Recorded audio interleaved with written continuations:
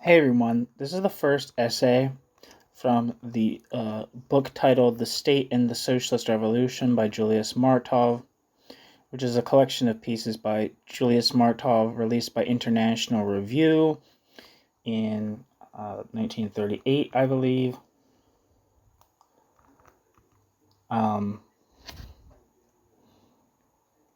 Yes, 1938. Uh, was originally translated by Integer, whose name was the whose was whose whose real name was Herman Jerson. I saw Jensen otherwhere, but I've heard seen a couple of different names of him. Couple different ways his name's been recorded. I think saw like Jerbson or something somewhere. So Jerson, I guess, is correct. I'm gonna take their word for it. This is on the. You can download the whole book, but this actual piece I'm reading now is from. I'm reading from the Marxist.org website. What was I gonna say? Yeah, it's easier if I read this if I can find something I don't know, some word I don't know, I can easily copy and paste it and look it up. So, okay, let's go. Again, this piece is called The Ideology of, quote, Sovietism, end quote. It's from 1919. The first section is titled The Mysticism of the Soviet Regime. The revolutionary movement is tinged with Bolshevism. The revolutionary movement that is tinged with Bolshevism recognizes Soviets as the form of political organization, even the sole form, by which the emancipation of the proletariat can be realized. According to this viewpoint, the Soviet state structure, said to be a phase in the progressive abolition of the state itself and its role as an instrument of social oppression, is the historically motivated product of a long evolution, arising in the midst of class antagonisms, when these have reached great acuteness under imperialism. It is described as the perfect embodiment of the dictatorship of the proletariat, appearing at a time when, quote, bourgeois and, quote, democracy is said to have lost all content. The Soviet regime is pictured as the perfect expression of real democracy. However, every perfection has this dangerous feature.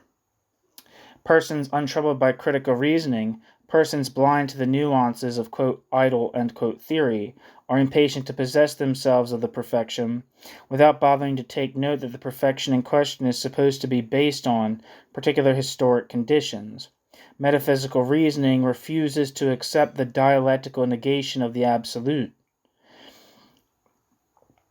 Metaphysical reasoning ignores the relative. Having learned that the true, the genuine, the perfect mode of social life has at last been discovered, it insists on having this perfect mode applied to daily existence. We therefore see that, contrary to its own theoretic claims, this perfect political form has become applicable to all peoples, to all social groups. All that is necessary is that the people concerned want to modify the structure of the state under which it is suffering. Soviets have become the slogan for the proletariat of the most advanced industrial countries, the United States, England, Germany. They are also the slogan for agricultural Hungary, peasant Bulgaria, and Russia, where agriculture is just issuing from primitive structures. The universal efficacy of the Soviet regime reaches even further. Communist publicists seriously speak of Soviet revolutions occurring or about to occur in Asiatic Turkey, among the Egyptian fellahin, in the pampas of South America. In Korea, the proclamation of a Soviet republic is only a matter of time. In India, China, and Persia, the Soviet idea is said to be advancing with the speed of an express train. And who dares to doubt that by now the Soviet system has already been adapted to the primitive social conditions of the Bashkirs, Kyrgyzs, Turkomans, and the mountaineers of Dagestan? No matter what Marxist thought may have to say on the subject, the Soviet regime as such is only said to solve the antagonism. It's not only said to solve the antagonism arising between the proletariat and the bourgeoisie under conditions of highly developed capitalism, but is also presented as the universal state form that cuts through the difficulties and antagonisms arising at any degree of social evolution. In theory, the lucky people bursting into Soviets are expected to have passed, at least ideologically, the stage of bourgeois democracy. They are expected to have freed themselves from a number of noxious illusions: parliamentarism, the need for a universal, direct, and equal and secret ballot, the need of liberty of the press, etc. Only then can they know the supreme perfection incorporated in the Soviet state structure. In practice, however, nations here and there, possessed by the metaphysical negation of the course traced by Soviet theory, jump over the prescribed stages. Soviets are the perfect form of the state. Soviets are the magic wand by which all inequalities, all misery may be suppressed. Having once learned about Soviets, who would consent to suffer the yoke of less perfect systems of government? Having once tasted the sweet, who would choose to continue to live on bitterness?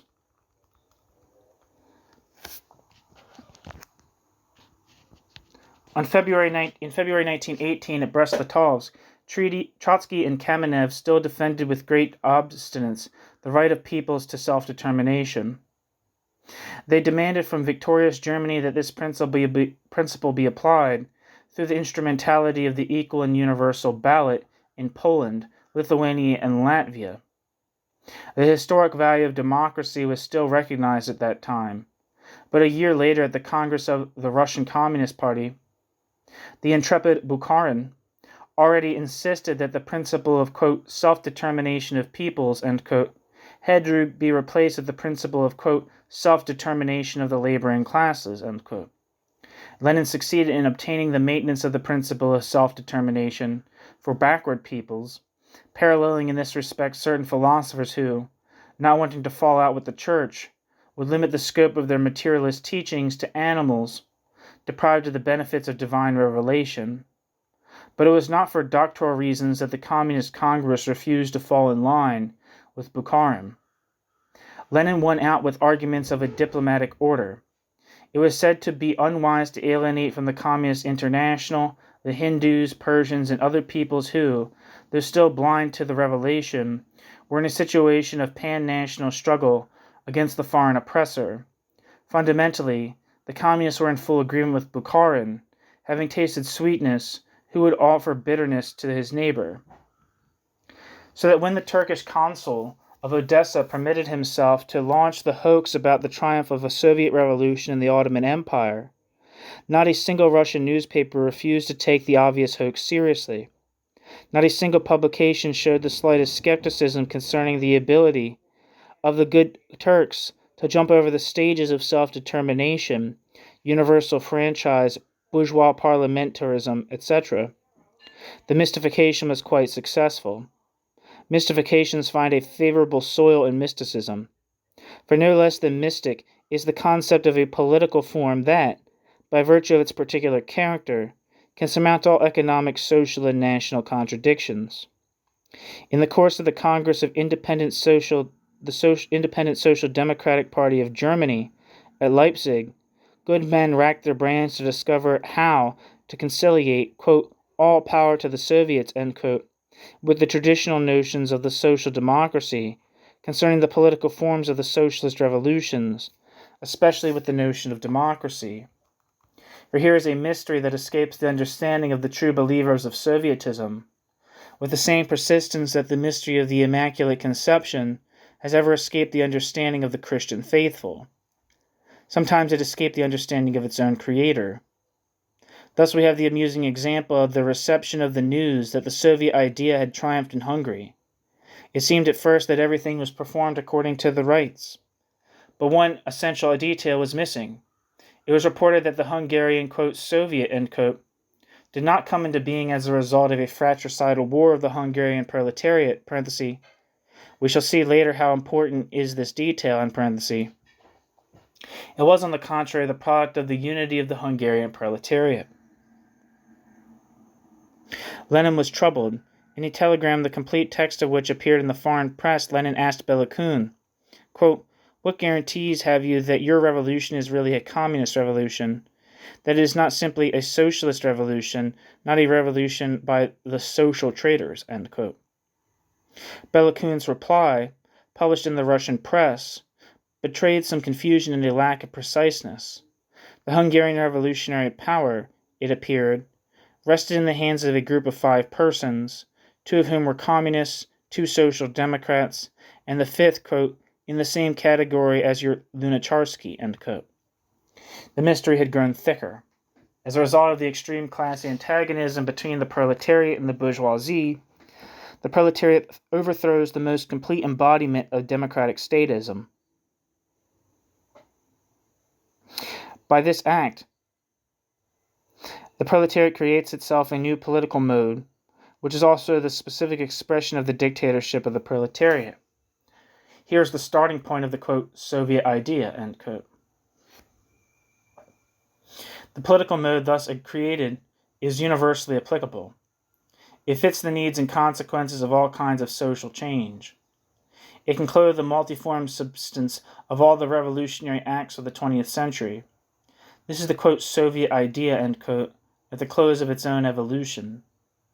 The dialectical contradiction summarizes the mystery of, quote, Sovietism, end quote, which is a mystery beyond the dogmatic comprehension of thinkers, both on the left and the right. New section, Dictatorship of the Minority. The mechanism of the popular revolutions of the preceding historic period had the following characteristics. The role of active factors in the overturn belonged to minorities. The role of active factors in the overturn belonged to minorities, of the social classes in whose interest the revolution developed. These minorities exploited the confused discontent and sporadic explosions of anger arising among scattered and socially inconsistent elements within the revolutionary class. These minorities guided the latter in the destruction of the old social forms.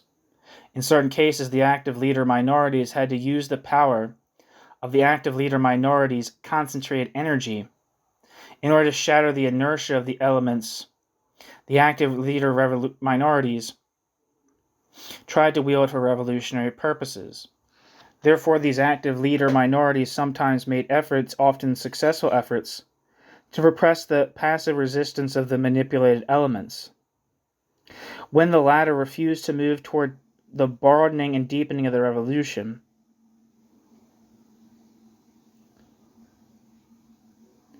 the dictatorship of an active revolutionary minority, a dictatorship that tended to be terrorist, was the normal coming to a head of the situation in which the old social order had confined the popular mass, now called on by the revolutionaries to forge their own destiny. There were the active revolutionary minority. There where the active revolutionary minority was not able to organize such a dictatorship, or to maintain that dictatorship for some time, as was the case in Germany, Austria, France in 1848, we observe the miscarriage of the revolutionary process, a collapse of the revolution. Engels said that the revolutions of the past historic period were the work of conscious minorities, exploiting the spontaneous revolt of unconscious majorities. It is understood that the word, quote, conscious, end quote, should be taken here in a relative sense. It is a question of pursuing political and social aims that are quite definite, though at the same time quite contradictory and utopian. The ideology of the Jacobins of 1793 to 1794 was thoroughly utopian. It cannot be considered to have been the product of an objective conception of the process of historical evolution. But in relation to the mass of peasants, small producers, and workers in whose name the Jacobins demolished the old regime, the Jacobins represented a conscious vanguard whose destructive work was subordinated to positive problems. In the last decade of the 19th century, Engels arrived at the conclusion that the epoch of revolutions, affected by conscious minorities heading unknowing masses, had closed forever. From then on, Engels said, revolution will be prepared by long years of political propaganda, organization, education, and will be realized directly and consciously by the interested masses themselves. To such a degree has this idea become The conception of the great majority of modern socialists that the slogan, quote, "all power to the Soviets," end quote, was originally launched as an answer to the need for assuring, during the revolutionary period, the maximum of active and conscious participation and the maximum of initiative by the masses in the task of social creation. Read again Lenin's articles and speeches of 1917, and you will discover that their master thought, quote, "all power to the Soviets," end quote, amounted then to the following: 1. The direct and active participation of the masses in the management of production and public affairs. 2. The obliteration of all gaps between the directors and the directed, that is, the suppression of any social hierarchy. 3. The greatest possible unification of the legislative and executive powers, of the production apparatus, and the administrative apparatus. I think that's supposed to be apparatus. The production apparatus and the administrative apparatus of the state machinery and the machinery of local administration. 4. The maximum activity by the mass and the minimum of liberty for its elected representatives. 5. The total suppression of all bureaucracy. Parliamentarism was repudiated not only as the arena where two enemy classes collaborate politically and engage in pacific combats, but also as a mechanism of public administration. And this repudiation was motivated, above all, by the antagonism arising between this mechanism and the unbounded revolutionary activity of the mass, intervening directly in administration and production. In August 1917, Lenin wrote, quote, "Having conquered political power, the workers will break up the old bureaucratic apparatus. They will shatter it to its very foundation, until not one stone is left upon another, and they will replace it with a new one consisting of the same workers and employees, against whose transformation into bureaucrats will at once be undertaken, as pointed out in detail by Marx and Engels. 1. Not only electiveness, but also instant recall. 2. Payment no higher than that of ordinary workers. 3. Immediate transition to a state of things when all fulfill the functions of control and superintendence, so that all become bureaucrats for a time, and no one therefore can become a bureaucrat," end quote. Lenin, The State and Revolution, page 103, early Russian edition. Lenin wrote of the, quote, "substitution of universal popular militia for the police," end quote, of the, quote, "electiveness and recall at any moment of all functionaries and commanding ranks," end quote, of, quote, "workers' control in its primitive sense, direct participation of the people at the courts, not only in the shape of a jury, but also by the suppression of specializing prosecutors and defense counsels, and by vote of all present on the question of guilt," end quote.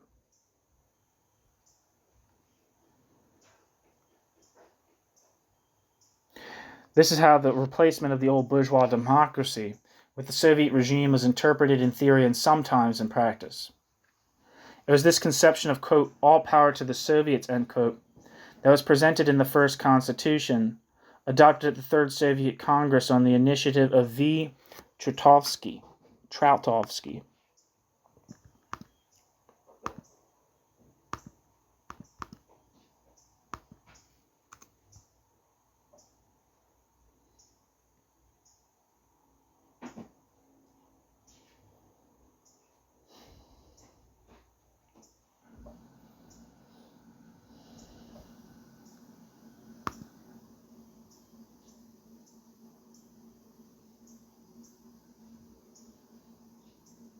I don't know.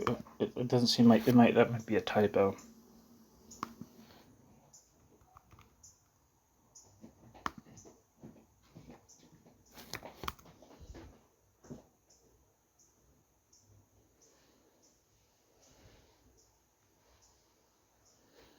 One second.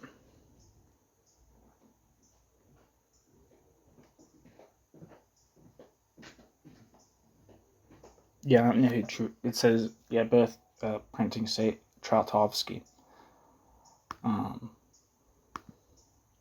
It recognized the complete power of the communal Soviet within the limits of the, quote, Volnost, end quote. I think that's like a local community.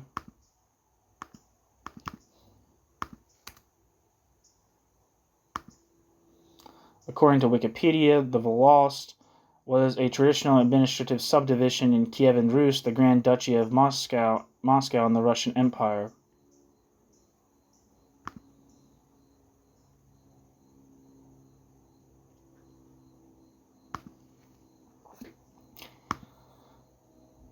They recognized the complete power of the communal Soviet within the limits of the, quote, Volosht, end quote. The power of the district Soviet within the bounds of the, quote, Oyezd, Ouyezd.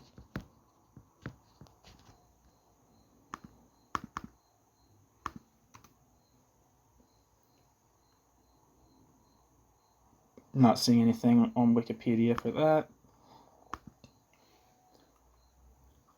That of the provincial Soviet within the limits of the gubernia.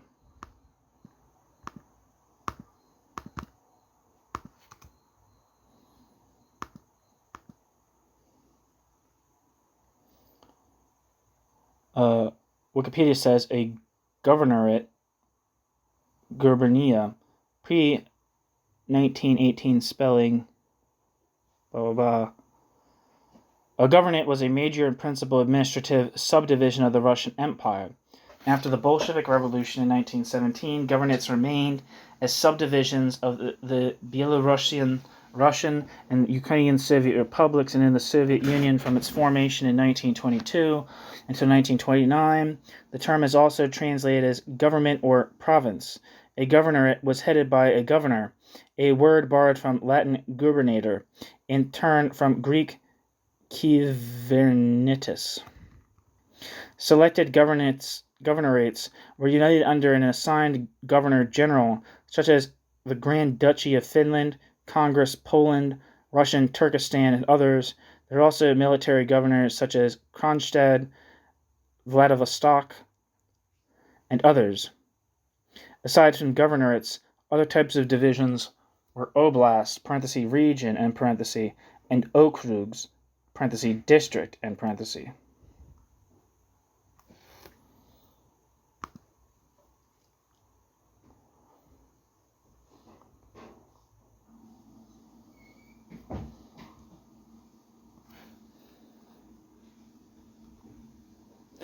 So, back to the text. The first constitution recognized the complete power of the communal Soviet within the limits of the Volosht, the power of the district Soviet within the bounds of the Uyezd, that of the provincial Soviet within the limits of the gubernia, while the unifying function of each of the higher Soviet organs expressed themselves in the levering of the differences arising among the organs subordinated to it. Anticipating arguments that such extreme federalism might undermine national unity, Lenin wrote in the same brochure, quote, only people full of petty bourgeois, quote, superstitious faith, end quote, in the state can mistake the destruction of the bourgeois state for the destruction of centralism. But will it not be centralism if the proletariat and poorest peasantry take power of the state in their own hands, organize themselves freely into communes, and unite the action of all communes in striking at capital, in crushing the resistance of the capitalists, in the transfer of private property in railways, factories, land, and so forth, to the entire nation, to the whole of society? Will that not be centralism? End quote. Lenin. State and Revolution. Reality has cruelly shattered all these illusions. The, quote, Soviet state, end quote, has not established in any instance electiveness and recall of public officials and the commanding staff. The Soviet state has not suppressed the professional police. The Soviet state has not assimilated the courts and direct jurisdiction by the masses. The Soviet state has not done away with social hierarchy and production. The Soviet state has not lessened the total subjection of the local community to the power of the state. On the contrary, in proportion to its evolution, the Soviet state shows a tendency in the opposite direction. The Soviet state shows a tendency toward intensified centralism of the state, a tendency towards the utmost possible strengthening of the principles of hierarchy and compulsion. It shows a tendency toward the development of a more specialized apparatus of repression than before. It shows a tendency toward the greater independence of the usually elective functions and the annihilation of the control of these functions by the elector masses. It shows a tendency toward the total freedom of the executive organisms from the tutelage of the electors. In the crucible of reality, the, quote, power of the Soviets, end quote, has become the, quote, Soviet power, end quote, a power that originally issued from the Soviets. A power that originally issued from the Soviets, but has steadily become independent from the Soviets. We must believe that the Russian ideologists of the Soviet system have not renounced entirely their notion of a non-statal social order, the aim of the revolution.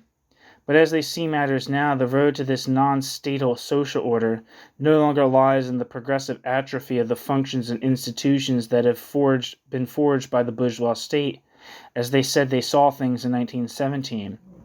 Now it appears that their way to a social order that would be free from the state lies in the hypertrophy, the excessive development of these functions, and in time resurrection, under an altered aspect, of most state institutions, typical of the bourgeois era.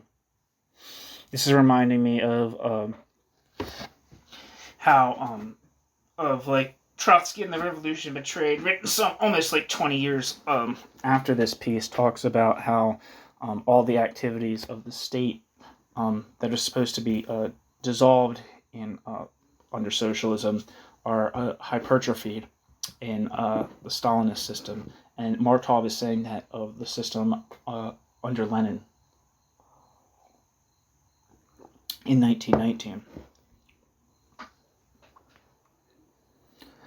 Back to the text. Now it appears that their way to a social order that would be free from the state lies in the hypertrophy, the excessive development of these functions, and in time resurrection under altered aspect of most state institutions typical of the bourgeois era. The shrewd people continue to repudiate democratic parliamentarism, but they no longer repudiate at the same time those instruments of state power to which parliamentarism is a counterweight within bourgeois society. Bureaucracy, police, a permanent army with commanding cadres that are independent of the soldiers, courts that are above control by the community, etc.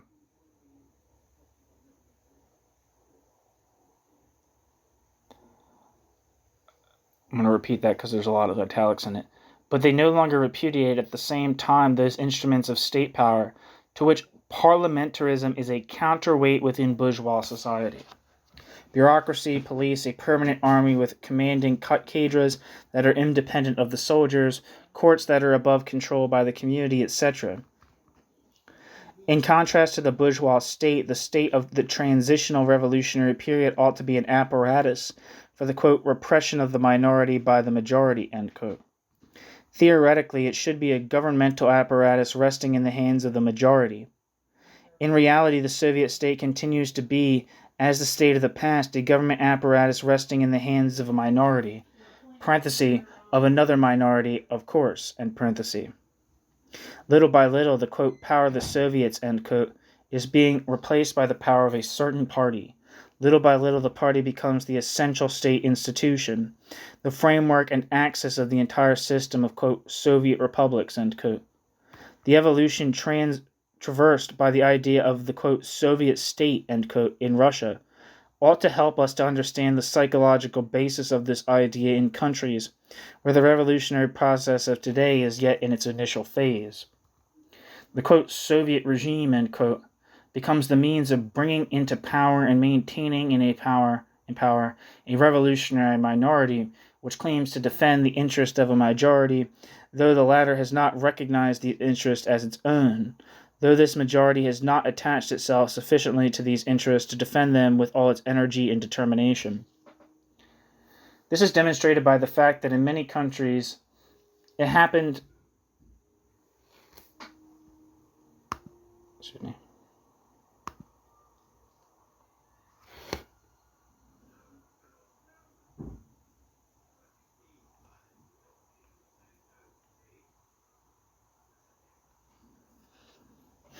Sorry, there's a typo in this transcription.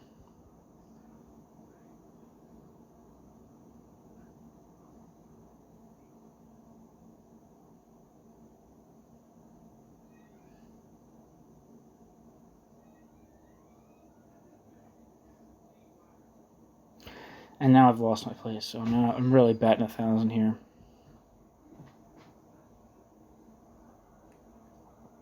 Little by little, the, quote, power of the Soviets, end quote, is being replaced with the power of a certain party. Little by little, the party becomes the essential state institution, the framework and axis of the entire system of, quote, Soviet republics, end quote. The evolution traversed by the idea of the, quote, Soviet state, end quote, in Russia ought to help us to understand the psychological basis of this idea in countries where the revolutionary process of today is yet in its initial phase. The, quote, Soviet regime becomes the means of bringing into power and maintaining in power a revolutionary minority which claims to defend the interests of a majority, though the latter has not recognized these interests as its own, though this majority has not attached itself sufficiently to these interests to defend these interests with all its energy and determination.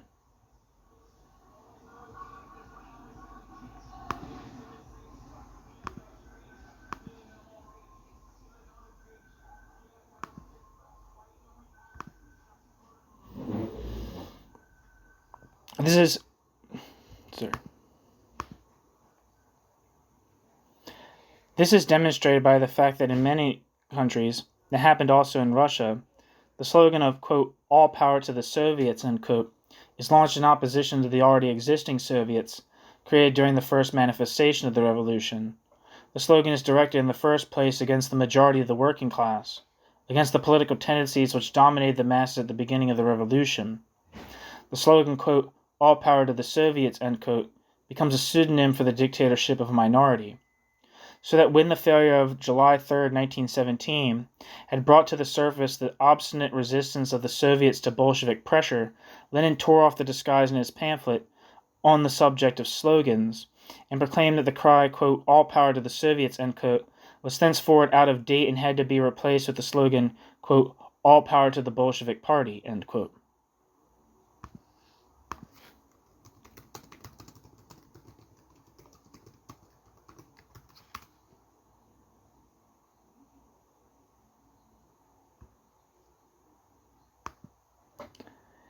But this, quote, materialization, end quote, of the symbol, this revelation of its true content was only a moment in the development of the perfect political form, quote, finally discovered, end quote,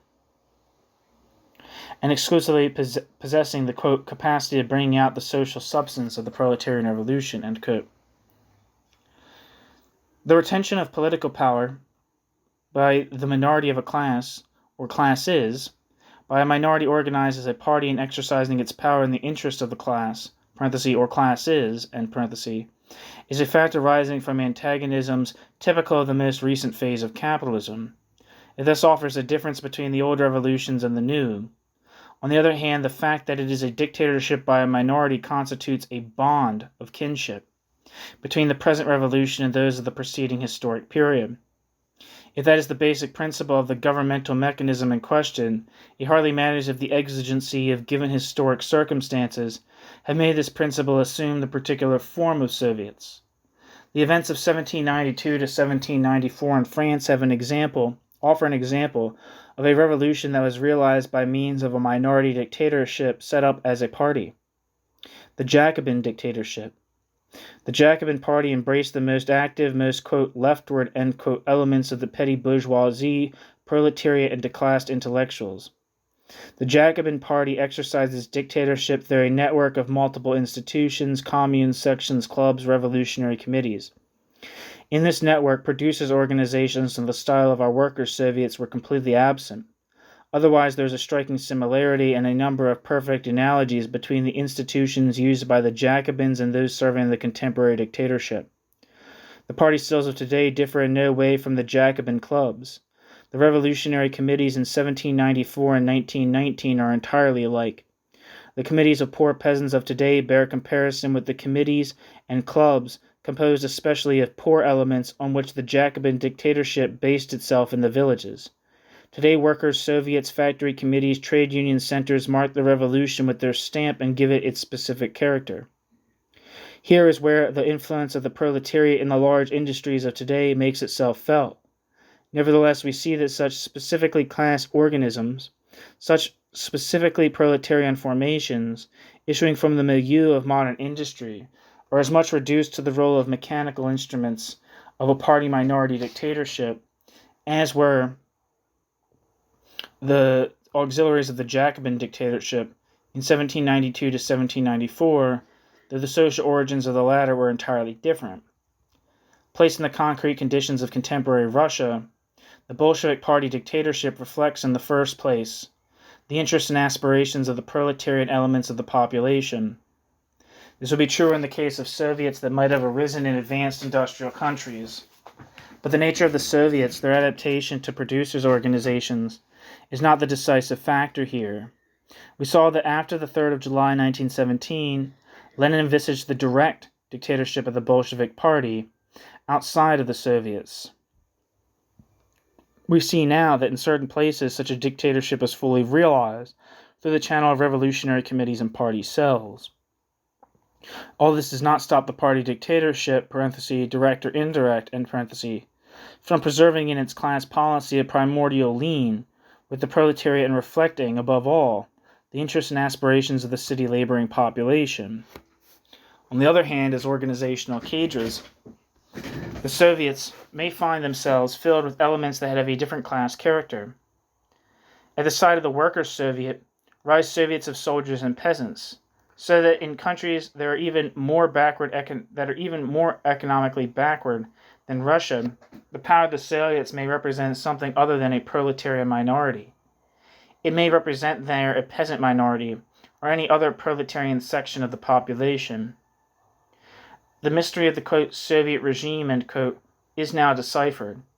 We see now how an organism that is supposedly created by the specific peculiarities of a labor movement, corresponding to the highest development of capitalism, is revealed to be, at the same time, suitable to the needs of countries knowing neither large capitalist production, nor a powerful bourgeoisie, nor a proletariat that has evolved through the experience of the class struggle.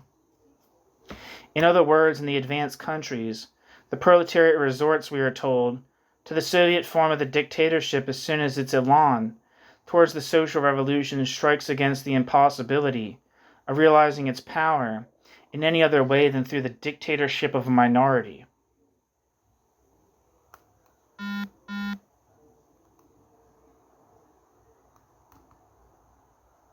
A minority within the proletariat itself. Sorry, I was confused by that last section. In other words, in the advanced countries, the proletariat resorts, we are told, to the Soviet form of the dictatorship as soon as of its elan toward the social revolution strikes against the impossibility of realizing its power in any other way than through the dictatorship of a minority within the proletariat itself. The thesis of the, quote, finally discovered form, the thesis of the, quote, finally discovered form, end quote, the thesis of the political form that, belonging to the specific circumstances of the imperialist phase of capitalism, is said to be the only form that can realize the social enfranchisement of the proletariat, constitutes the historically necessary illusion by whose effect the revolutionary section of the proletariat renounces its belief in its ability to draw behind it the majority of the population of the country, and resuscitates the idea of the minority dictatorship of the Jacobins in the very form used by the bourgeois revolution of the 18th century.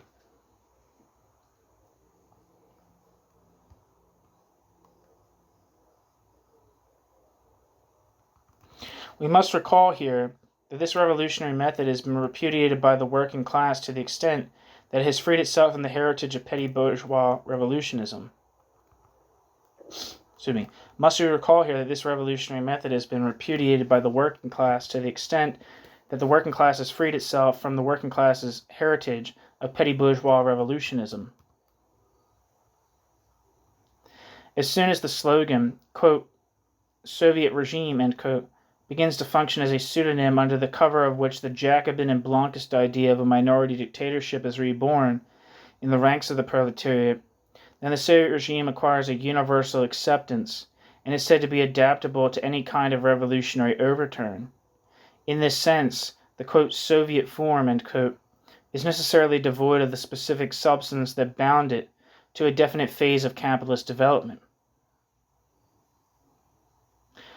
It now becomes a universal form which is supposed to be suitable to any revolution accomplished in a situation of political confusion, when the popular masses are not united, while the bases of the old regime have been eaten away in the process of historical evolution.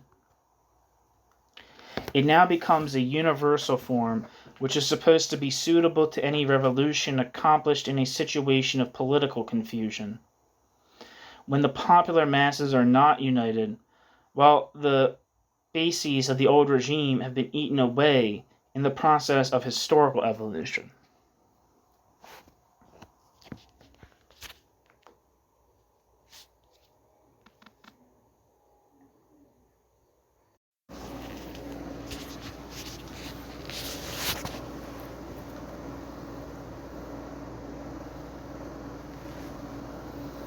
New section: Dictatorship over the proletariat.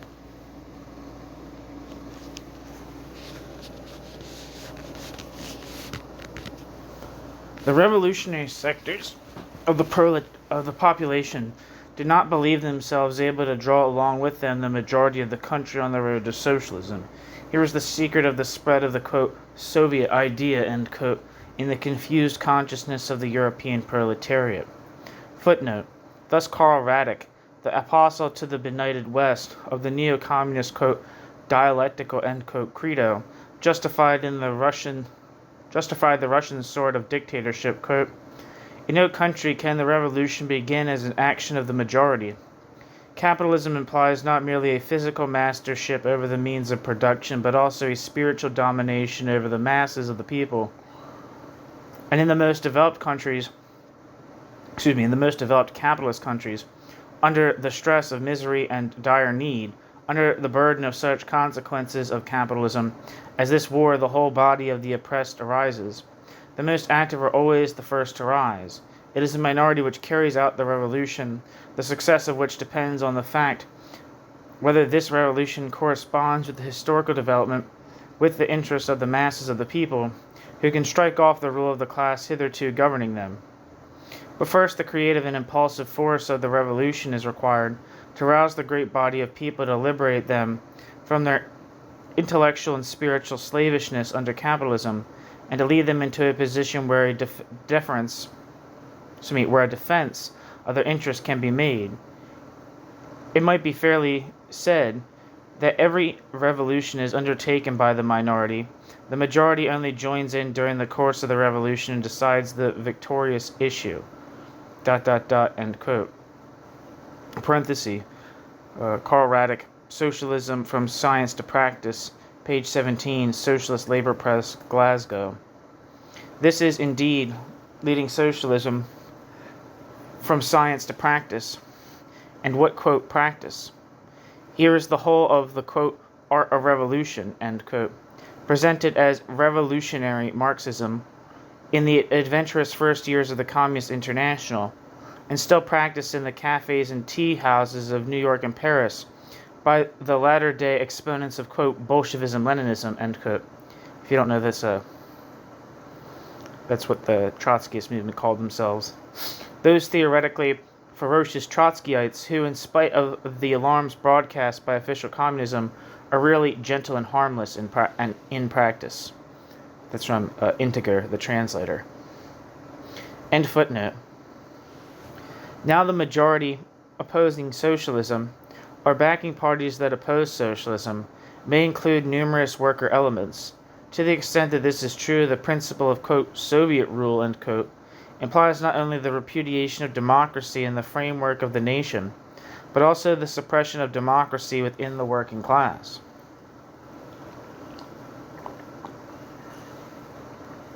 In theory, Soviet rule does not annul democracy. In theory, Soviet rule merely limits democracy to the workers and the, quote, poorest peasantry, end quote. But the essence of democracy is not expressed, either exclusively or in principle by mathematically universal suffrage.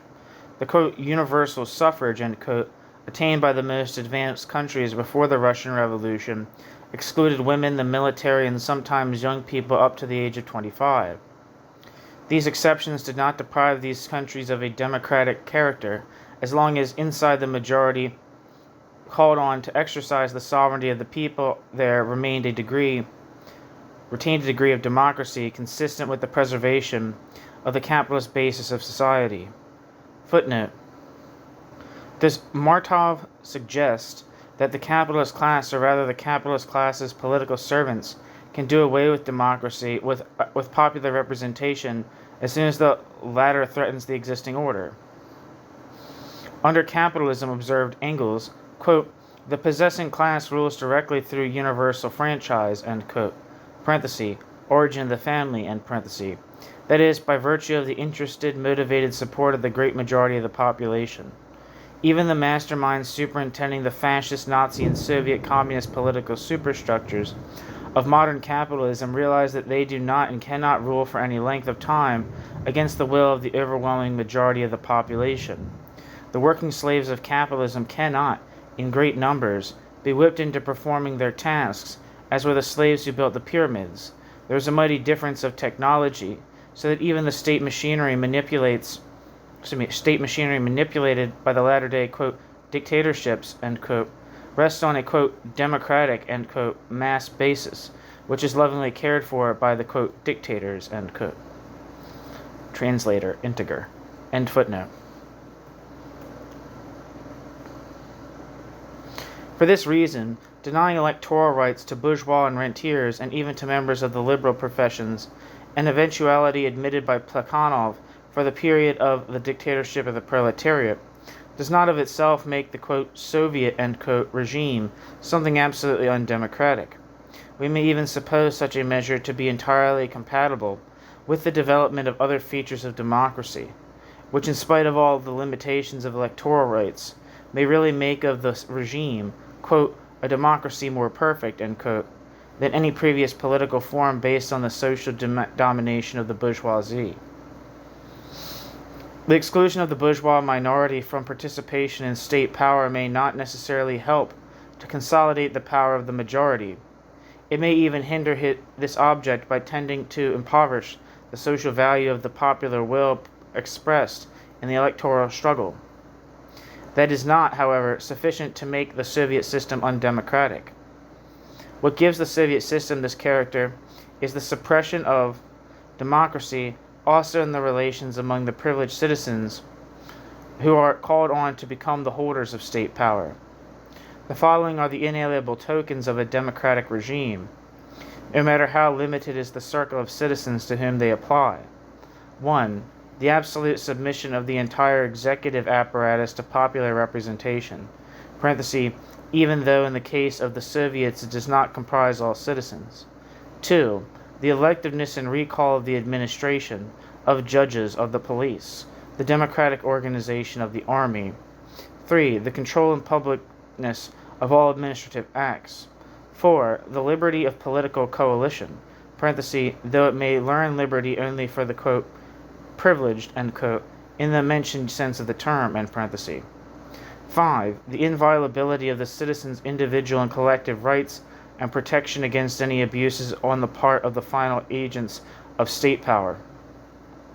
6. Citizens' liberty to discuss all state questions. Citizens' right and power to exercise freely pressure on the governmental mechanism, etc., etc. We find in history democratic republics that admitted slavery, parenthesis, Athens, for example, end parenthesis. The theoreticians of Sovietism have never rejected the democratic principles enumerated above. On the contrary, they have affirmed that on the reduced electoral base of the Soviets, these principles will develop as they never were able on the more extensive foundation of capitalist democracy.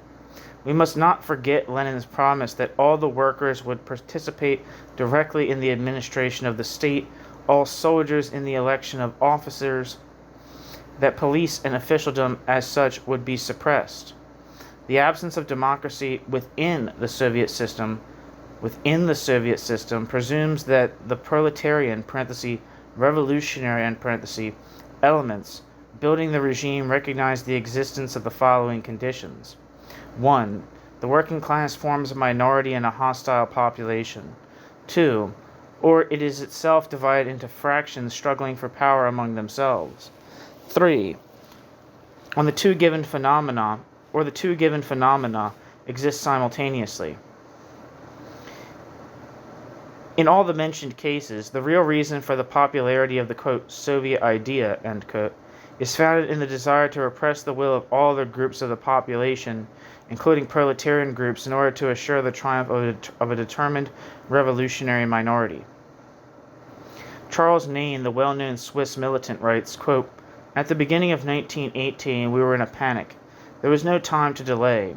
Soviets of workers, soldiers, and peasants had to be formed in Switzerland immediately, and a Red Guard constituted.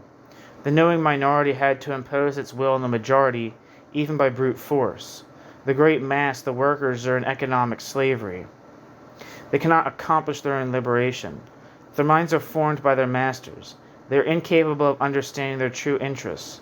It is left to the knowing minority to free the mass from the tutelage of its present masters. Only after this is done will the mass understand. Scientific socialism is the truth. The minority possessing the knowledge of the truth of scientific socialism has the right to impose it on the masses. Parliament is only an obstruction. It is an instrument of reaction. The bourgeois press poisons the minds of the people. The bourgeois press should be suppressed. Later, that is, after the social order will have been totally transformed by the socialist dictators, liberty and democracy will be reconstituted. Then, the citizens will be in the position to form a real democracy. They will then be free from the economic regime which oppressing them keeps them at present from manifesting their true will, end quote. Charles Nain.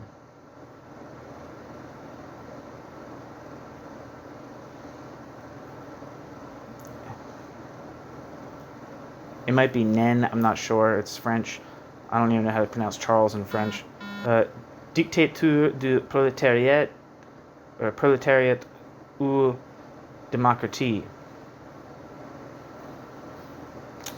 Only the blind and hypocritical will fail to recognize that Charles Nain has presented here, divested of its usual phraseological ornamentation, the ideology of Bolshevism. It is in this shape that the latter has been assimilated by the masses in Russia, Germany, Hungary, and wherever Bolshevism has made its appearance.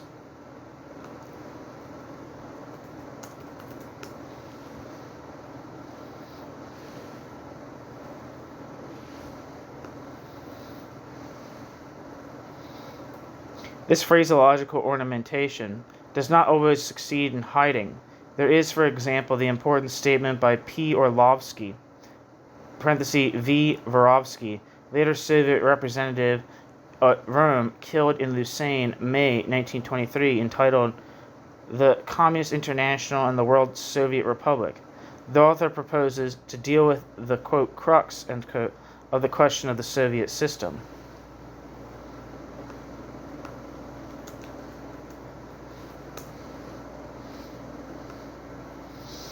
Wikipedia says Václav Vorovsky lived from 1871 to 1923 and was a Russian Bolshevik, Marxist revolutionary, literary critic, publicist, and Soviet diplomat. One of the first Soviet diplomats, Vorovsky is best remembered as the victim of a May 1923 political assassination in Lucerne, Switzerland, where he was the official representative of the Soviet government to the Conference of Lucerne. Back to the text. Quote, the Soviet system, Vorovsky writes, quote, merely implies participation of the popular masses in the administration of the state. But the Soviet system does not assure the popular masses either mastery or even a predominant influence, parenthesis, in the administration of the state, end quote. If we substitute the words, quote, parliamentary democracy, end quote, for the term, quote, Soviet system, end quote, we get as elementary a, quote, truth, end quote, as the one expressed by Orlovsky. Indeed, developed democratic parliamentarism assures the masses of the opportunity to participate in state administration. It does not, however, guarantee their political domination. Here is Orlovsky's conclusion, quote, only when the Soviet system has put the effective state power in the hands of the communists, that is to say, in the party of the working class, may the workers and other exploited elements obtain access to the exercise of state power, as well as the possibility of reconstructing the state on a new basis, conforming to their needs, etc., end quote. In other words, the Soviet system is good as long as the Soviet system is in the hands of the communists. For, quote, as soon as the bourgeoisie succeeds in possessing itself of the Soviets, parenthesis, as was the case in Russia under Kerensky and now in 1919 in Germany, end parenthesis, it utilizes them against the revolutionary workers and peasants, just as the czars used the soldiery sprung from the people to oppress the people. Therefore, Soviets can fulfill a revolutionary role and free the working masses only when the Soviets are dominated by the communists. And for the same reason, the growth of Soviet organizations in other countries is a revolutionary phenomenon in the proletarian sense, not merely in the petty bourgeois sense, only when this growth is paralleled by the triumph of communism, end quote. And again, that was Orlovsky, P. Orlovsky, also known as V. Vorovsky. There could be no clearer statement. The, quote, Soviet system, end quote, is an instrument which permits state power to slip into the hands of the communists. The instrument is put aside as soon as the instrument has fulfilled its historic function. That was all in italics. The, quote, Soviet system, end quote, is an instrument which permits state power to slip into the hands of the communists. The instrument is put aside as soon as it has fulfilled its historic function. This is never said, of course.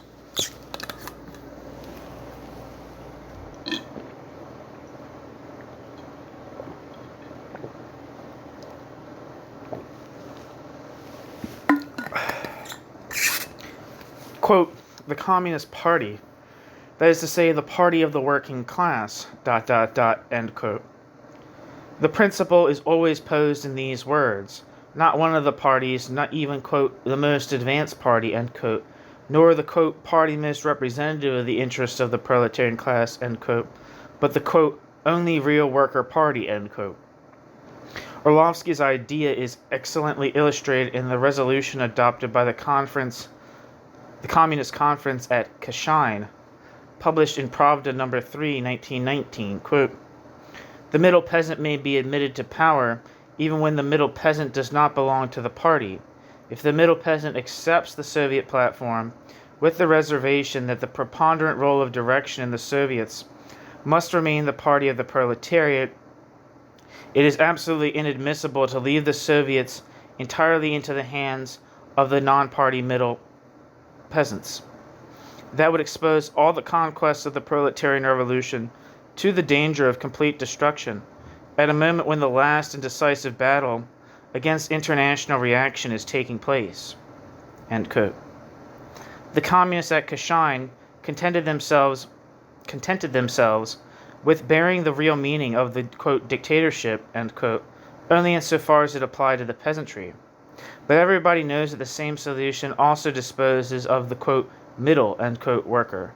We are dealing here with a, quote, worker and peasant, end quote, power, and not merely with a, quote, worker, end quote, power. What originally made the, quote, Soviet idea, end quote, so attractive to socialists was, no doubt, their unlimited confidence in the collective intelligence of the working class, their confidence in the workers' ability to attain, by means of the, quote, dictatorship of the proletariat, end quote, a condition of complete self-administration.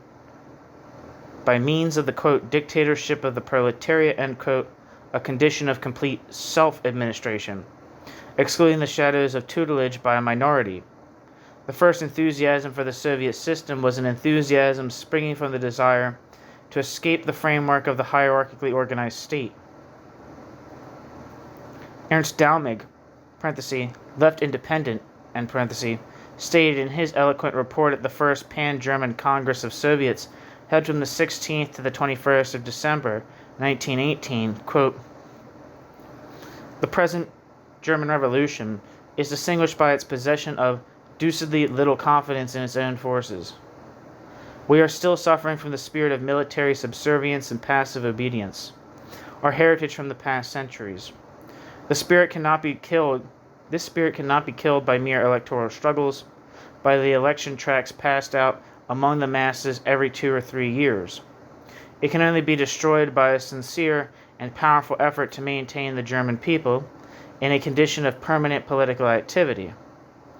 This cannot be realized outside the Soviet system. We ought to finish once for always with the entire old administrative machinery of the Reich, of the independent (German) states, of the municipalities, to substitute self-administration for administration from above should become more and more the aim of the German people," end quote. Ernst Dalmig.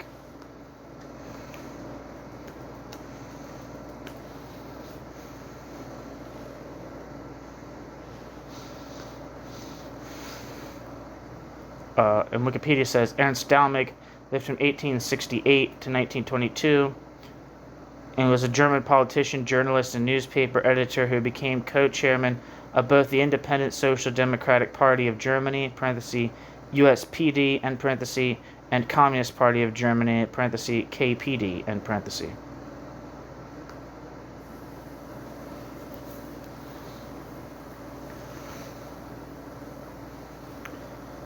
Back to the text. At the same Congress, the Spartacist Heckert declared,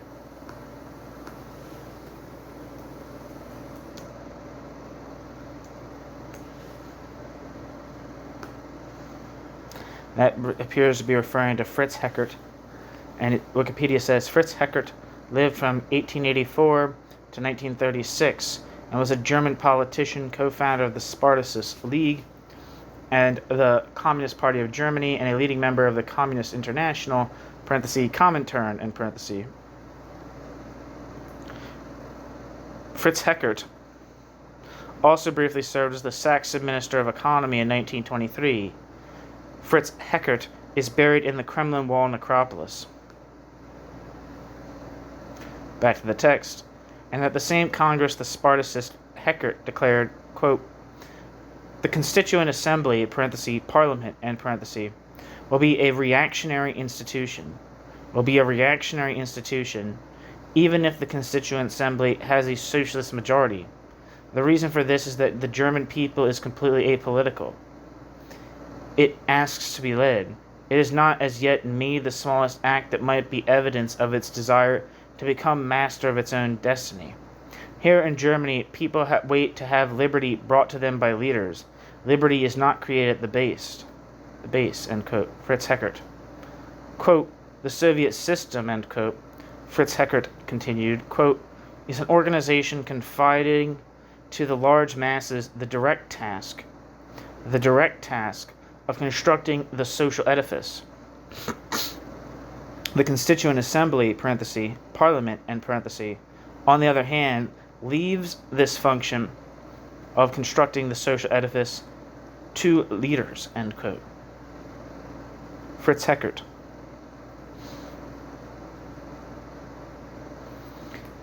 We have struck here against something especially interesting.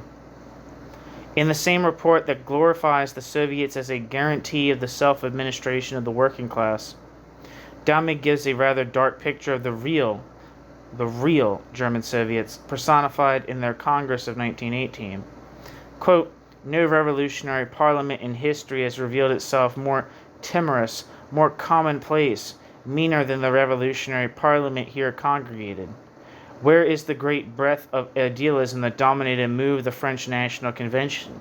Where is the youthful enthusiasm of March 1848? There is not a trace of either, end quote. Ernst Dalmig.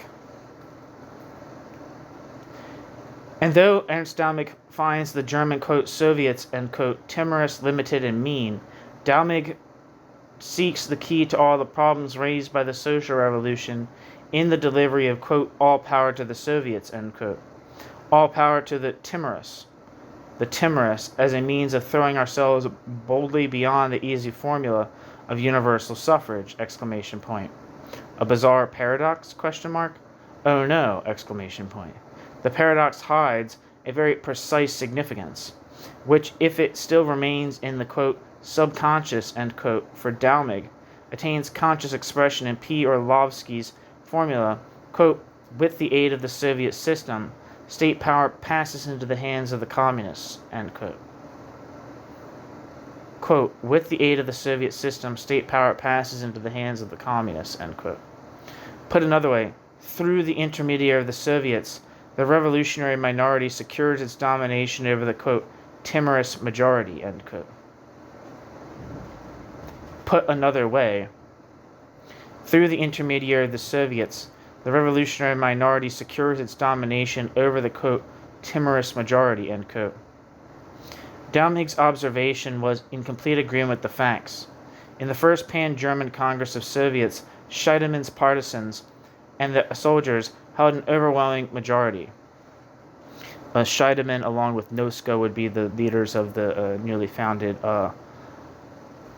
Weimar Republic. They represent the right wing of social democracy. In the first Pan-German Congress of Soviets, Scheidemann's partisans and soldiers held an overwhelming majority. The Congress smelled of timidity and meanness of viewpoint. 4.5 years of, quote, class collaboration, end quote, and, quote, brotherhood of the trenches, end quote, have not failed to leave marks both on the worker in overalls and the worker in military drab. And yet, as correct as Dalmig were, and just as correct as Dalmig were the Bolsheviks in June 1917, when they threw up their hands in indignation at the despairing narrow-mindedness that dominated the first Pan-Russian Congress of Soviets, though at its head was a politician like Tseretelli, an individual who had, to an exceptional degree, the ability to raise the mass above its everyday level. We, the internationalists, who had the pleasure of being a tiny minority at this Congress, also despaired at the timidity and lack of understanding shown again and again by the immense, quote, flow bog, end quote, of the Menshevik and social revolutionary majority in the face of stupendous world events and the most weighty political and social problems. Tseretelli is a Menshevik, and I'm not sure what his relationship to Martov was.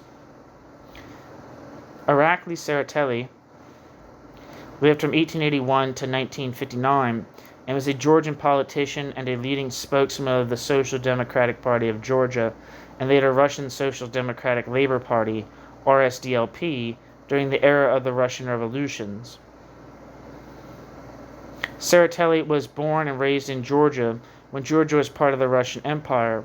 A member of the Menshevik faction of the RSDLP, Tseretelli was elected to the Duma in 1907, where Tseretelli gained fame for his oratory abilities.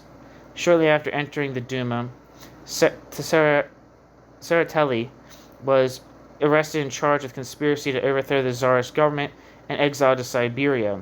A dedicated social democrat who believed in the Menshevik ideology, Tseretelli was one of the leading figures of the movement in Russia. In 1915, during his Siberian exile, Tseretelli formed what would become known as Siberian Simmervoltism, which advocated the role of the Second International in ending the war. Tseretelli also developed the idea of, quote, revolutionary defensism, end quote, the concept of a defensive war which only allowed for the defense of territory and argued it was not being utilized. Returning to the government in the aftermath of the 1917 February Revolution, Tseretelli took up a leading position in the Petrograd Soviet and accepted a position in the Russian Provisional Government as Minister of Post and Telegraph, and briefly as Minister of the Interior. Concerned that political fragmentation would lead to a civil war in Russia, Tsereteli strived to broker compromises between the various left factions in the Russian Revolution, and was the force behind efforts to work together with the middle classes to no avail. Renowned for Tsereteli's speaking ability, Tsereteli gained appreciation for his ability in this regard, giving impassioned speeches in the Duma and in the Petrograd Soviet. After the Bolsheviks seized power of the Russian government during the October Revolution, Tsereteli returned to Georgia. Tsereteli worked as a diplomat at the Paris Peace Conference, where Tsereteli lobbied for international recognition and assistance for the newly independent Democratic Republic of Georgia, meaning assistance largely failed to materialize before the Bolshevik-led Red Army invaded in 1921. An avowed internationalist, Tsereteli grew increasingly distant from the Georgian Mensheviks, who gradually adopted more nationalist tendencies. Tsereteli spent the rest of his life in exile, mainly in France, working with socialist organizations and writing on socialism, and died in New York City in 1959.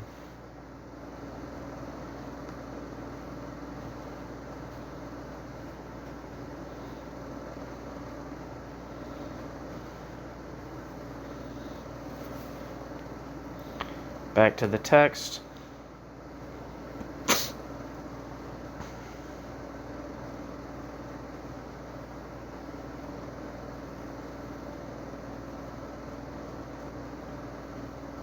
Where am I?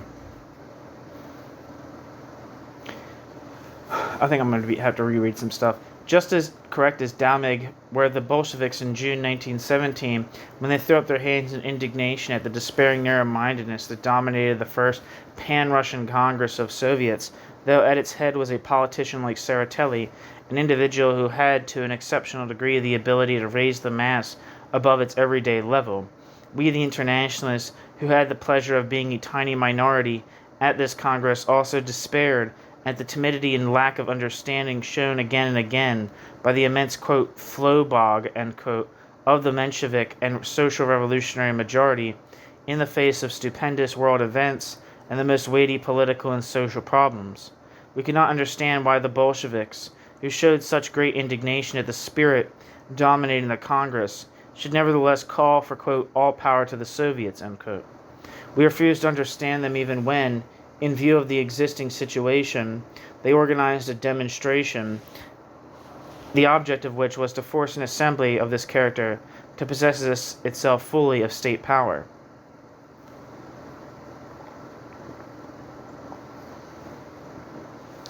I have already mentioned that the fear of making possible the triumph of the, quote, timorous, end quote, majority pushed Lenin after the 3rd of July 1917 to repudiate as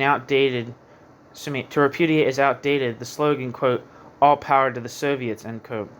We find a German analogy to this in the Spartacist decision to boycott the election to the second, April, Pan-German Congress of Soviets.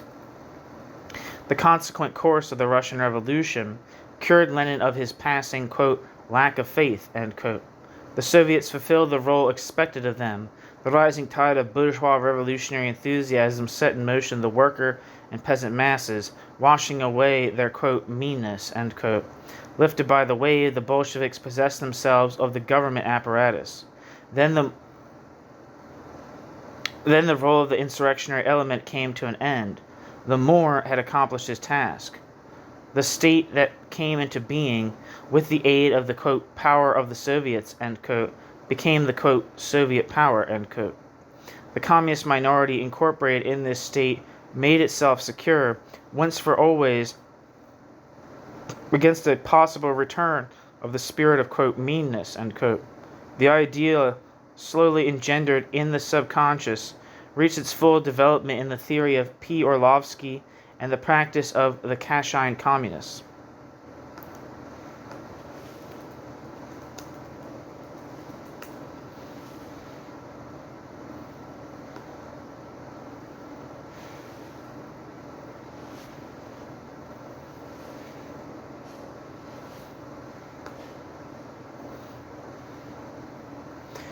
Dictatorship is a means of protecting the people against the reactionary narrowness of the people. dictatorship as a means of protecting the people against the reactionary narrowness of the people. Such is the historic point of departure of (19th century) revolutionary communism at the time when the worker class, which it claims to represent, begins to see through the lies and hypocrisy of the liberty proclaimed by capitalism. Buonarroti, the theoretician of Babeuf's plot of 1796, concluded that as soon as state power was taken over by the communists, they would find it necessary to isolate France from other countries by an insuperable barrier in order to preserve the masses from bad influences. No publication, Buonarroti declared, might appear in France without the authorization of the communist government. Quote, all socialists excepting the Fourierists, end quote, wrote Weitling in 1840, quote, subscribe unanimously to the belief that the form of government called democracy does not suit, and is even prejudiced to, the social organization whose principles are being shaped at this moment, end quote. Etienne Cabet wrote that socialist society could allow in each city a single newspaper, which would of course be issued by the government. The people were to be protected against the attempt of seeking the truth in the clash of opinions. In 1839, at the political trial devoted to the insurrection led by Blanqui and Barbe, one second.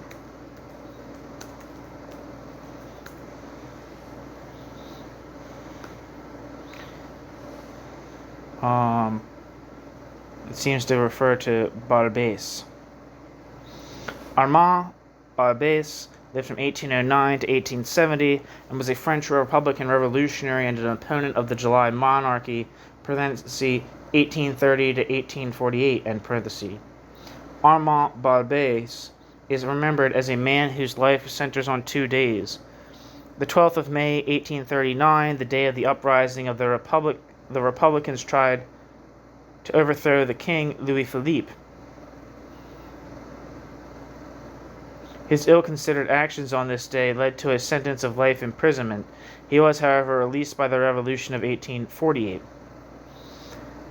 And 15th of May, 1848, the day when demonstrators invaded the Assemblée Nationale, where Barbès had been serving as a deputy for about 3 weeks. The demonstrators' apparent aim was to urge the government to exercise whatever influence it could to support Poland's liberation. Things got out of hand, however, and Barbès got caught up in what was perceived as a coup d'etat through the imposition of a provisional government. Barbès was again imprisoned, but he was pardoned by Napoleon III in 1854. Barbès fled into exile in the Netherlands, where Barbès died on the 26th of June 1870, only weeks before the end of the Second Empire in France. Barbès was nicknamed the Bayard of Democracy, presumably in honor of the Chevalier Pierre Terray, Seigneur de Bayard, who lived from 1476 to 1524.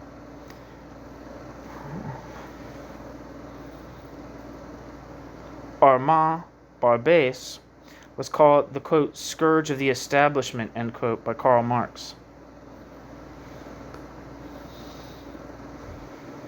So back to the text. In 1939, at the political trial devoted to the insurrection led by Blanqui and Barbès, much was made of a communist catechism found on the accused. This catechism dealt, among other things, with the problem of dictatorship. Quote, it is unquestionable that after a revolution accomplished on behalf of our ideas, there will be created a dictatorial power whose mission it will be to direct the revolutionary movement. The dictatorial power will of necessity base itself on the assent of the armed population, which, acting in the general interest, will evidently represent the enlightened will of the great majority of the nation. To be strong, to act quickly, the dictatorial power will have to be concentrated in as small a number of persons as possible, to undermine the old society, to destroy it at its base, to overthrow the foreign and domestic enemies of the Republic, to prepare the new foundations of social organization, and finally, to lead the people from the revolutionary government to a regular republican government. Such are the functions of the dictatorial power and the limits of its duration." End quote. Parenthesis. Bourguin, Les Socialistes Français de 1789 à 1848. Paris, 1912. End parenthesis. One may ask if the doctrine of those that stand for, quote, power to the Soviets, end quote, in the manner of P. Orlovsky and the Kashayan communists is much different from that of the Prussian communists of 1839.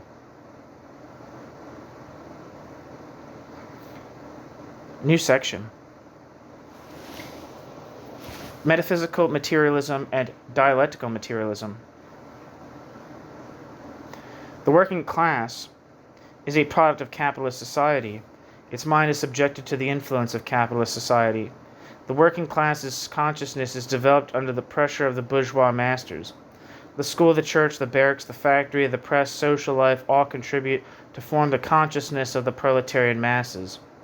They are all potent factors in the service of bourgeois ideas and tendencies. According to Charles Nain, it was on this observation of fact that the revolutionary socialists, at least in Switzerland, based their belief in the necessity of a dictatorship by a minority of conscious proletarians over the nation and even over the majority of the proletariat itself. Émile Pouget, the prominent syndicalist leader, wrote, let me look at Émile Pouget.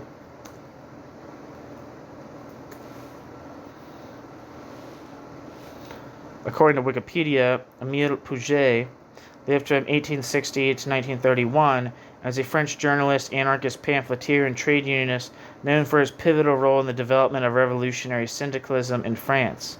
Émile Pouget's iconic newspaper, La Père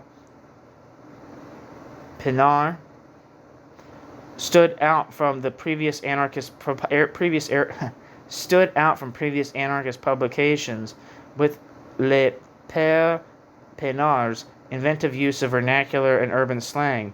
Notably, Pouget introduced the term, quote, sabotage, end quote, as a tactical approach, a concept later adopted by the General Confederation of Labor, parenthesis, CGT, end parenthesis, at its Toulouse Congress in 1897. Pouget's combination of anarchist political theory and revolutionary syndicalist tactics has led several authors to identify Émile Pouget as an early anarcho-syndicalist. Having been introduced to radical politics through his stepfather's involvement in political journalism, Pouget emerged as a prominent figure in the anarchist movement. In 1883, Pouget and Louis Michel were jailed after they led a protest at Les Invalides, where the emblematic anarchist black flag is said to have been flown for the first time. The enactment of the Loi Scélérat, which sought to suppress anarchist activities, forced Pouget into exile in London from 1894 to 1895. There, Émile Pouget was exposed to international anarchist militants like Enrico Malatesta, as well as the British trade unionist movement, which inspired his contributors to revolutionary syndicalism. Returning to France, Pouget resumed his political activities, starting the newspaper La Sociale in 1895 and collaborating closely with Fernand Pelloutier to promote revolutionary syndicalist ideas within the French labor movement. By 1902, Émile Pouget had become an integral part of the revolutionary faction within the CGT leadership and was arrested with other leaders of the CGT in 1908 following the violent strikes in Travail and Villeneuve-Saint-Georges. After Émile Pouget's release, Pouget began to distance himself from activism, a trend that accelerated following the collapse of his final newspaper, La Révolution, in 1909. Émile Pouget lived quietly outside Paris until his death in 1931. Back to the text. Émile Pouget, the prominent syndicalist leader, wrote, quote, ... if democratic mechanism were applied to the labor organizations, The lack of will on the part of the unconscious majority would paralyze all action. The minority is not disposed to abdicate its claim and inspiration. The minority is not disposed to abdicate the minority's claim and aspirations before the inertia of a mass that has not yet been quickened by the spirit of revolt. Therefore, the conscious minority has an obligation to act without considering the outlook of the refractory mass. The amorphous mass, numerous and compact though it be, has little reason to complain, is the first to benefit by the action of the minority. Who could complain against the disinterested initiative of the minority? Certainly not the unconscious folk to whom the militants barely attribute the role of human zeros, and who acquire the numerical value of a zero only when added to the right of a number. Here is the enormous difference of method distinguishing syndicalism from democratism.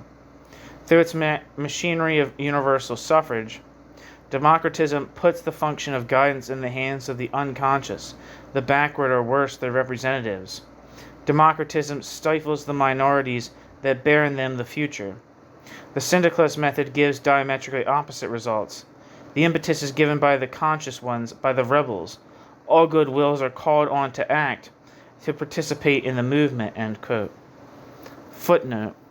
From an article by Émile Pouget, l'organisation et l'action de la Confédération Générale du Travail, or the organization and action of the General Confederation of Labor, published in the collection of Les Mouvements Sociaux dans la France contemporaine, pages 34 to 36. End footnote. The recognition of the inevitable mental enslavement of the proletarian masses by the capitalist class forms also one of the premises of P. Orlovsky's conclusions given in the preceding chapter. This idea flows without doubt from a materialist viewpoint. It is based on the observation that the thought of man depends on the material environment. This idea characterized many socialist and communist, utopian and revolutionary at the end of the 18th and the beginning of the 19th. We can discover the materialist viewpoint's traces in Robert Owen, Cabet, Weitling, Blanqui, all recognized that the mental enslavement of the masses came from the material circumstances of their existence in the present society, and all deduced from this condition that only a radical modification of the material circumstances of their existence, only a radical transformation of society, would render the masses capable of directing their own destiny. But by whom will this transformation be realized? Quote, the wise educators of humanity sprung from the privileged classes, that is to say, individuals freed from the material pressure weighing on the mind of the masses. They will do it. End quote. That was the answer of the social utopians. Quote, a revolutionary minority composed of men whom a more or less accidental combination of circumstances has enabled to save their brains and will from this pressure, persons who constitute in our society an exception that proves the rule, they will do it. End quote. This is the answer of revolutionary communists like Weitling. I've been saying Weitling forever. Now, for some reason, I just had this real insecurity that I'm doing it wrong.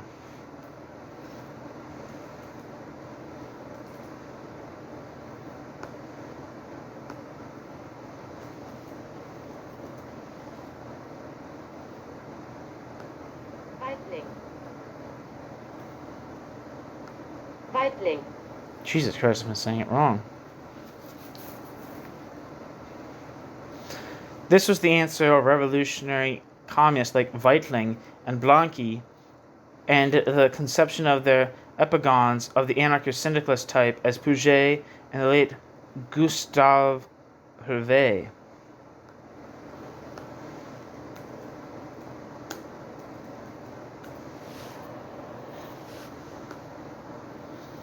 According to Wikipedia, Gustave Hervé lived from 1871 to 1944 and was a French politician. Gustave Hervé, at first, was a fervent anti-militarist socialist and pacifist, but Gustave Hervé later turned to equally zealous ultranationalism, declaring his patriotism in 1912 when released from 26 months of imprisonment for anti-militarist publishing activities. Back to the text. A benevolent dictatorship for some, a violent dictatorship for others, such as the Deus Ex Machina, that was going to throw up a bridge between the social environment producing the mental enslavement of the masses and the social environment that would render possible their full development as human beings.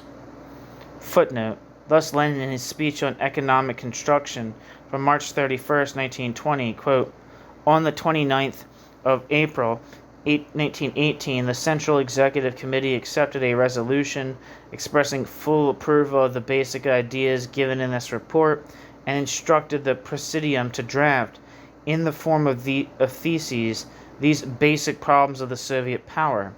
Now we are repeating what was approved by the Central Executive Committee 2 years ago in an official resolution.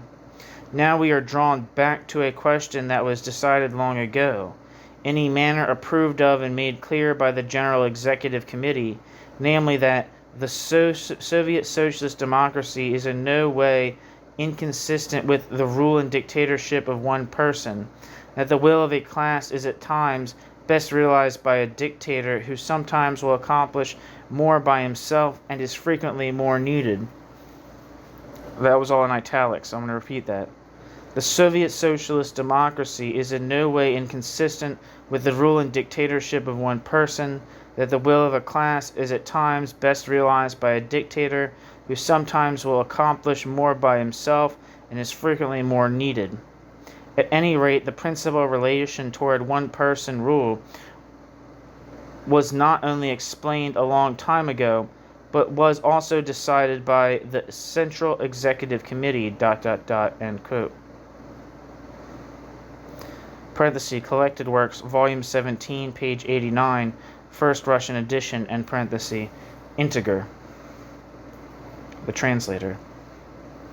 End footnote.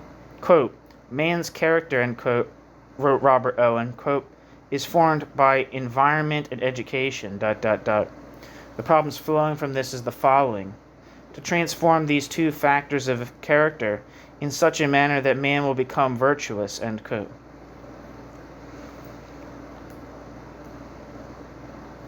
Robert Owen, in The New Conception of Society.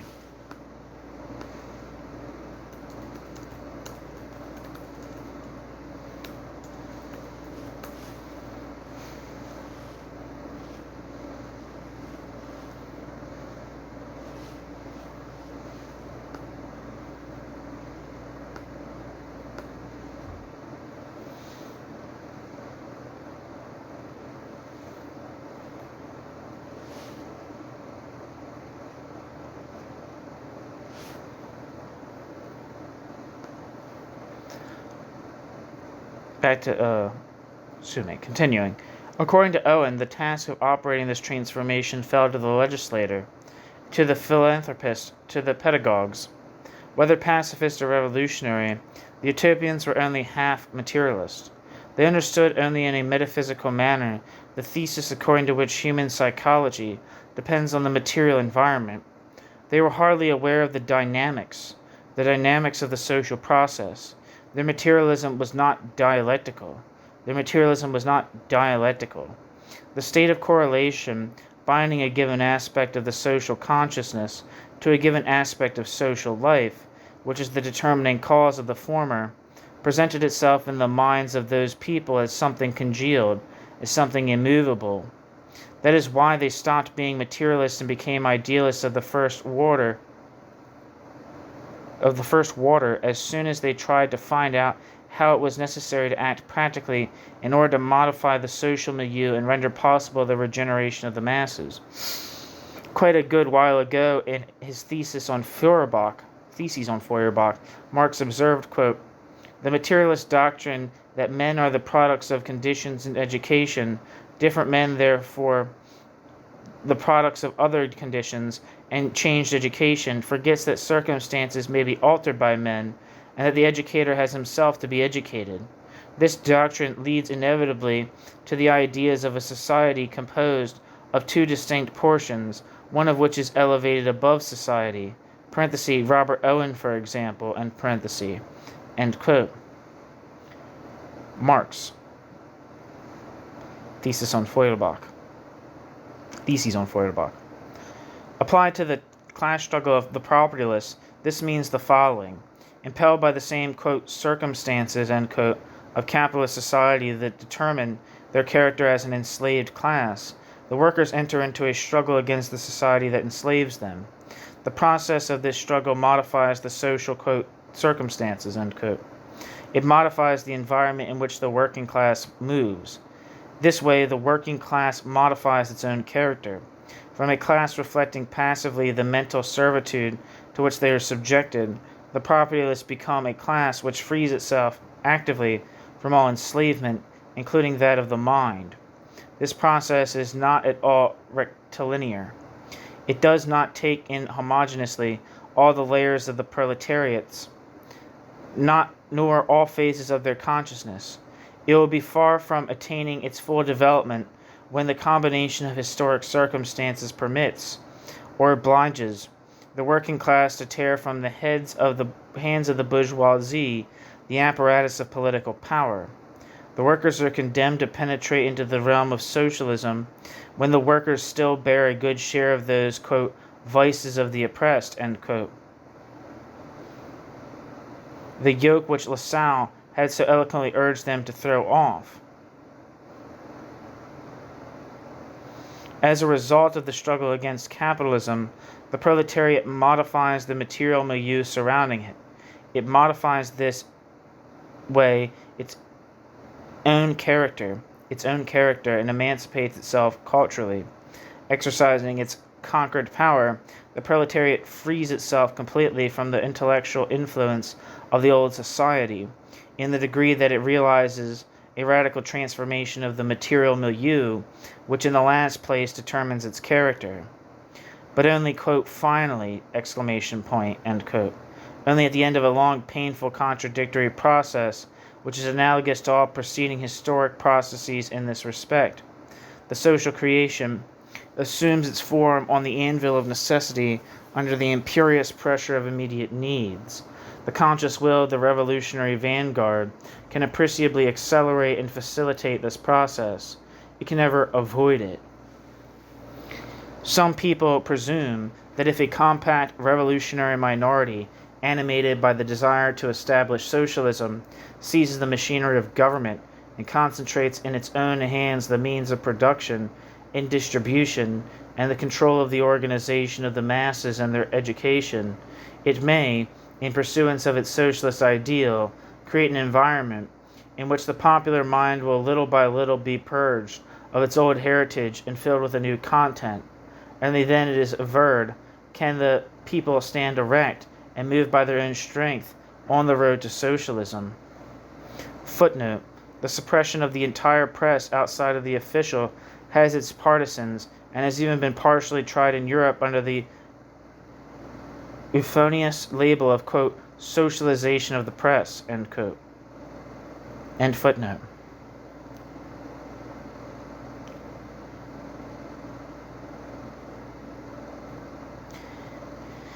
If this utopia could be followed to the end, it would lead to a diametrically opposite result, though we consider it only from the angle of Marx's observation that the, quote, educator has himself to be educated, end quote.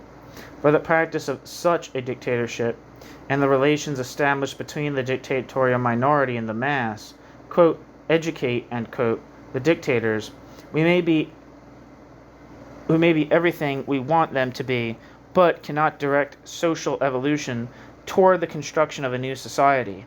We do not need to demonstrate that such an education can only corrupt the masses.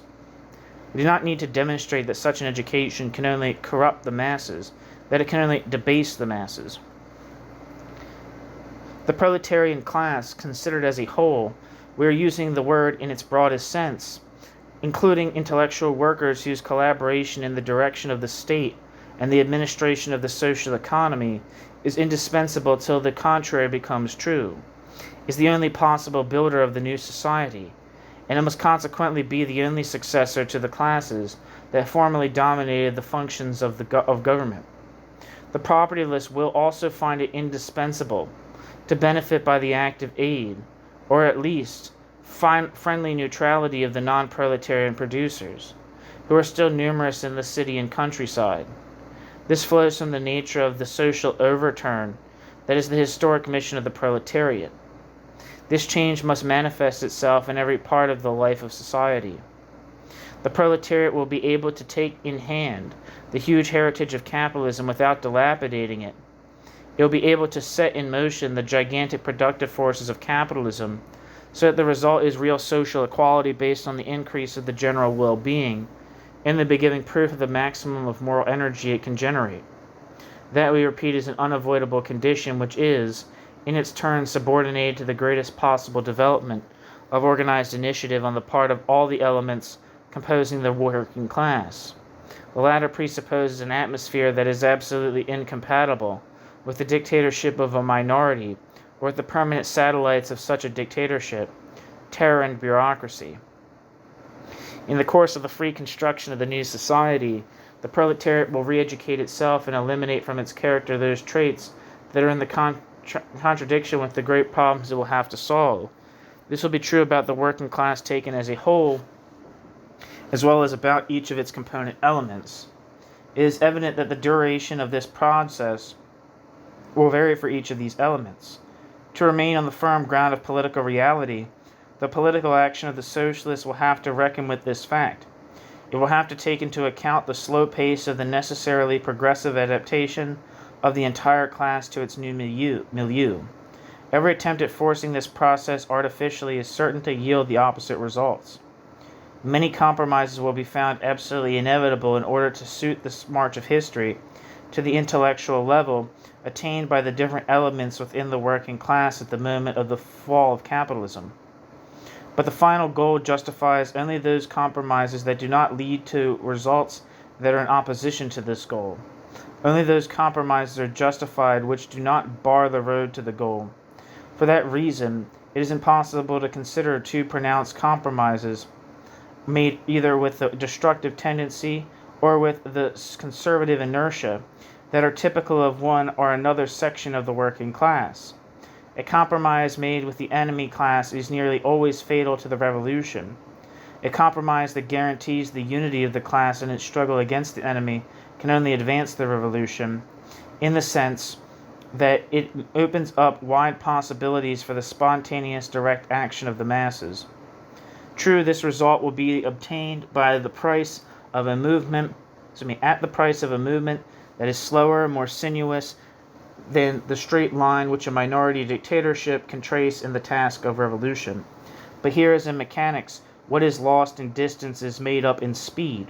The gain is made here by overcoming rapidly the inner psychological obstacles that arise in the way of the revolutionary class and hamper it in its attempts to achieve its aims. On the other hand, the straight line, preferred by the doctrinaires of the violent revolution, because it is shorter, leads in practice to the maximum of psychological resistance, and that way to the minimum creative yield of the social revolution.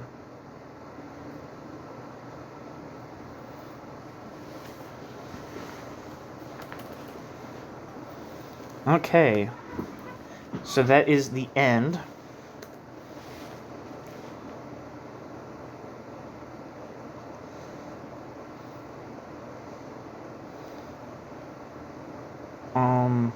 Sorry, give me 1 second.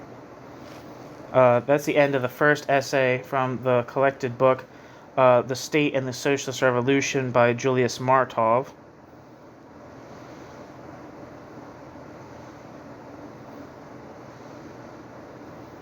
That was part 1, which was an essay titled The Ideology of, quote, Sovietism, end quote.